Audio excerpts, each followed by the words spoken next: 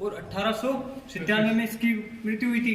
तो यानी कि 73 साल ये जिंदा रहा था अपने पास। ठीक है, अब इसने बहुत सारे नियम दिए थे साइंस के अंदर, भौतिक विशेषज्ञ था ये जर्मन का।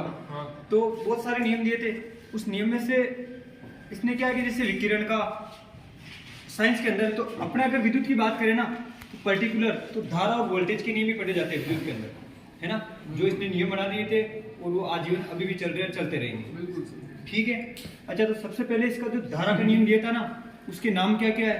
तो धारा के नियम है ना, तो धारा केसीएल संधि का नियम है, जंक्शन का लॉ या बिंदु का नियम भी कह देते हैं कई बार। ठीक है ना, धारा का नियम। अब तो मेन आपको ध्यान ये रखना है केसीएल।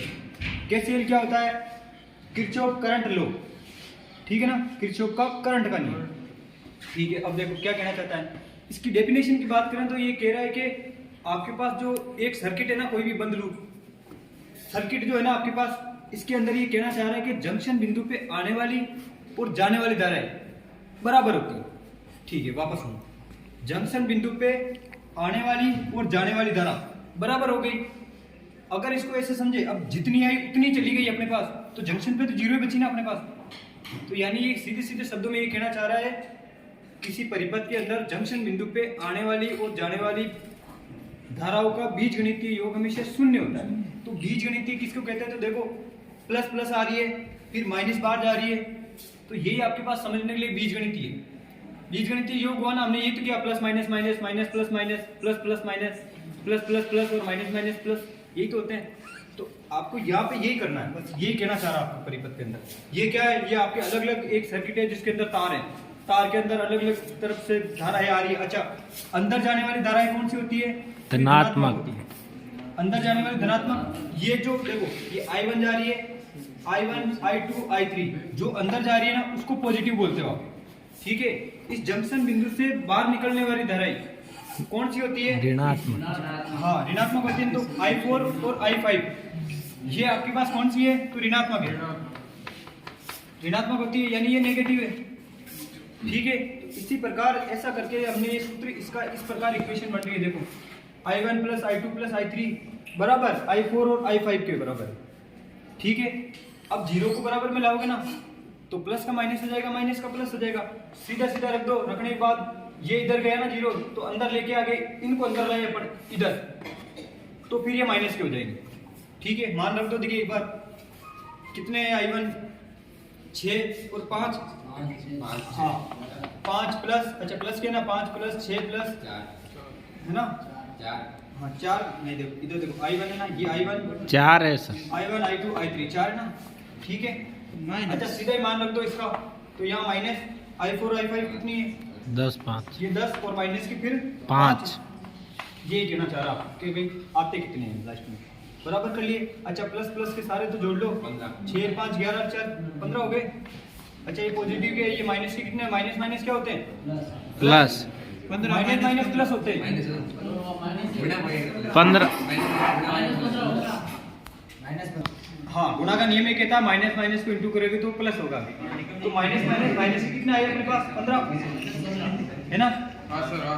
तो माइनस प्लस माइनस, तो कहने का मतलब यहाँ पे जीरो आ जाएगा इस प्रकार। ठीक है, आगे देखिए, अभी बता देंगे इसका कॉन्सेप्ट क्या। तो यहाँ तक ये कह रहा है अपने पास। ठीक है, अब आगे देखो, ये तो हुआ धारा का नियम, सीधा सीधा करंट का नियम हुआ।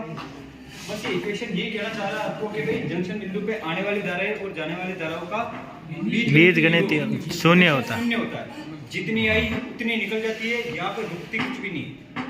ठीक है, अब लूप की बात कर लेते हैं। किरचॉफ का वोल्टेज का नियम, दूसरा नियम। किरचॉफ का दूसरा नियम क्या है? तो किरचॉफ का दूसरा नियम वोल्टेज का नियम या फिर केसीएल है, किरचॉफ वोल्टेज लॉ, जिसको लूप का नियम भी बोलते हैं। क्यों बोलते हैं?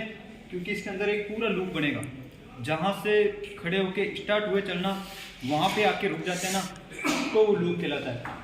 ठीक है, अच्छा लूप कहाँ से? अब इसका लूप बना लो। देखिए अपन इधर से स्टार्ट कर, A B C और D और वापस है, तो लूप। अब इसकी एक ही लूप की बात करें ना अपन, तो ये देखो A B C और D और वापस है। अब ये घूम के पूरा एक लूप हुआ है। अच्छा लूप की बात करें, आप किधर से भी बना सकते हो, यहाँ से बनाओ चाहे इधर से बनाओ, कैसे भी बना सकते हो, कोई फर्क नहीं पड़ेगा। अब बात करते हैं लूप की डायरेक्शन। तो आप डायरेक्शन इधर से भी ले सकते हो, इधर से भी ले सकते हो, कोई फर्क नहीं पड़ेगा अपने पास, ठीक है ना। अब इस क्वेश्चन के अंदर ये दे रखा है कि धारा की डायरेक्शन क्या अपने पास। किरचॉफ के वोल्टेज के नियम में समझने वाली दो ही चीजें हैं, एक तो आपको धारा की डायरेक्शन और दूसरी इसकी लूप की दिशा, ये ध्यान रखना होता है। लूप की दिशा जो हम खुद लेते हैं तो बाकी इसमें दिया हुआ आएगा। अपन अगर धारा की दिशा स्वयं भी ले लेते हैं ना, तो आंसर अगर प्लस में है अपने माइनस में आ जाते हैं, तो इसका मतलब धारा इधर नहीं बह रही, इधर बह रही, वो इतना ही अंतर आएगा और कुछ नहीं आएगा, यहाँ से ही सिद्ध हो जाएगा। तो अब अपने पास अब ये लूप इधर ले लिया हमने, मान लो ले लिया ना, तो अब इसकी सिचुएशन क्या बनती है कि किसको प्लस लेना है किसको माइनस लेना है, ये समझना आपको बड़ी बात यही है, ठीक है ना। तो समझ ले क्या किया हमने, मान लो ये लूप हमने इधर से स्टार्ट किया, तो आप कहीं से भी ले सकते हो, यहाँ से स्टार्ट करो, यहाँ से करो, यहाँ से करो, यहाँ से करो, यहाँ से करो, पर दिशा यही होनी चाहिए, क्योंकि हमने लूप बना लिया है पूरा। तो हमने इधर ही बनाया, तो इधर का ही देखो, चलो मान लेते हैं यहाँ से स्टार्ट कर देते हैं पहले, ठीक है ना, 4 वोल्ट की बैटरी से स्टार्ट कर देते हैं। तो इक्वेशन क्या बनती है अपने पास, माइनस से देखो प्लस। पहले इससे पहले तो दो चीजें सीख लो। आपके पास मान लो ये बैटरी है, ये प्लस और ये माइनस, और फिर एक बैटरी ले लो, ये प्लस और ये माइनस, ठीक है ना, पॉजिटिव और नेगेटिव, पॉजिटिव और नेगेटिव। देखना क्या आपको, थोड़ा साइड में लो, ठीक है। अगर आप बैटरी की ये डायरेक्शन दे रखी है आपको, ठीक है ना, बैटरी की डायरेक्शन दे रखी है, आप अगर इस धारा की दिशा में जा रहे हो, आप अगर धारा की दिशा में जा रहे हो, मान लो कि प्लस से माइनस में जा रहे हो, तो प्लस से माइनस धारा की दिशा होती है ना, प्लस से माइनस धारा की दिशा यानी धारा के अनुदिश, और प्लस से माइनस धारा की दिशा का मतलब ये होता है कि वोल्टेज में पतन हो रहा है, प्लस से माइनस वोल्टेज का ड्रॉप हो रहा है, पतन हो रहा है, खपत हो रही है, कम हो रहे हैं। तो आपको ऐसे में सिंबल क्या लेना है, नेगेटिव वोल्टेज, तो नेगेटिव आएंगे, देखो ठीक है। अब इसका उल्टा ले लो एक बार, ठीक है,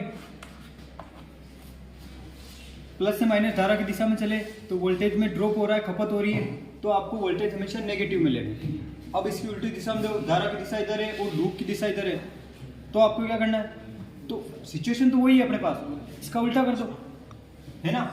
तो यहाँ पे पॉजिटिव वोल्टेज आएंगे, धारा की विपरीत दिशा में लोगे आप तो हमेशा पॉजिटिव वोल्टेज आ जाएंगे, धारा के अनुदिश लेंगे तो वोल्टेज ड्रॉप होंगे, धारा के विपरीत दिशा में लोगे ना आप तो वोल्टेज में बढ़ोतरी होगी, तो पॉजिटिव ले लिए।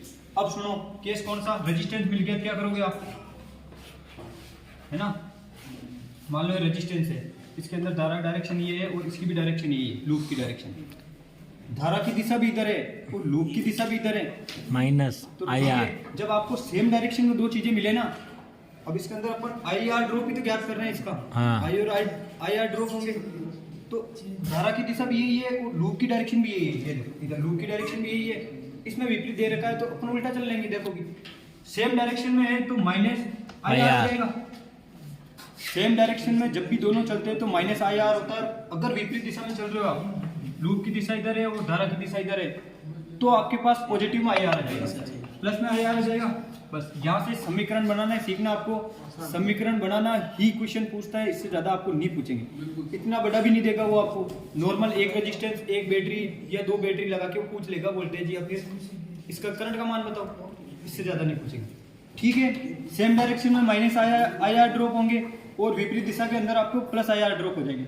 इसकी बात करें, अच्छा इसका एक थोड़ा सा वापस देखो शॉर्ट में, अगर आप लूप की डायरेक्शन में और धारा की डायरेक्शन में चल रहे हो ना, अगर बैटरी का पॉजिटिव मिले तो नेगेटिव लेना है ना, और इधर से फिर चल रहे हो आप, अगर मान लो इधर से चल रहे हो, अगर पॉजिटिव मिले नेगेटिव ले लिया, इधर से चल रहे हो नेगेटिव मिले तो फिर पॉजिटिव लेना है, देखो बात वही है ना, पॉजिटिव मिला नेगेटिव लेना है, नेगेटिव मिला पॉजिटिव लेना है, ये सीधा केस हो गया, यहाँ पर दिक्कत नहीं है ना, ठीक है। आगे सुनो, अब इसकी समीकरण बना लेते हैं अपन, ठीक है।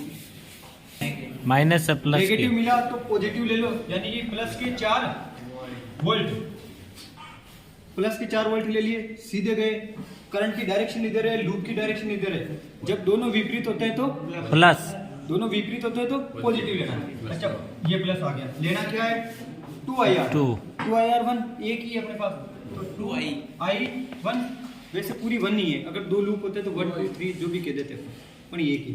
फिर इधर चले, फिर डायरेक्शन दोनों विपरीत है, फिर प्लस के डायरेक्ट आई लिख दो, एक ओम है तो क्या काउंट करोगे, ठीक है। फिर आगे चले अपन, फिर दोनों विपरीत है, फिर प्लस 2I, 2 आई, ठीक है। फिर आगे गए, अब देखो धारा की दिशा ऊपर है, लूप की डायरेक्शन इधर है, छोड़ो इसको। बैटरी का टर्मिनल कौन सा मिला? प्लस मिला। लेना कौन सा है? Minus negative. तो माइनस के 10 वोल्ट, 10 वोल्ट माइनस के 10 वोल्ट, ठीक है। ये आपकी मन का इक्वेशन, लेकिन ये सारा किसके बराबर होना चाहिए आगे चल के अपने पास? 0 के बराबर। एक रे कौन सर? ये और रह गया, ठीक है, एक और ले लो, ठीक है। पूरा नहीं हुआ क्या लूप? इधर आओ, फिर दोनों विपरीत है।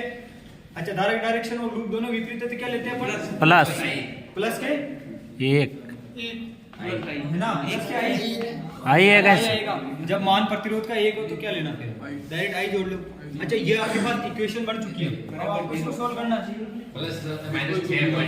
यानी कि कहने का मतलब ये, अरे एक मिनट, कहने का मतलब ये हुआ कि यहाँ से हमने स्टार्ट करने के बाद वापस यहाँ पे आके खत्म हुआ, तो ये समीकरण बन गए, इतना एग्जाम। हाँ, यहाँ तक फिजिक्स शुरू यहाँ से हुई थी, यहाँ तक फिजिक्स खत्म, अब गणित स्टार्ट है, ठीक है ना।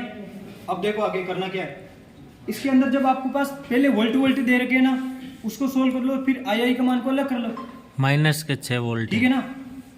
ये यहाँ पे बराबर 0 कर दो, क्योंकि 0 बराबर है सारे।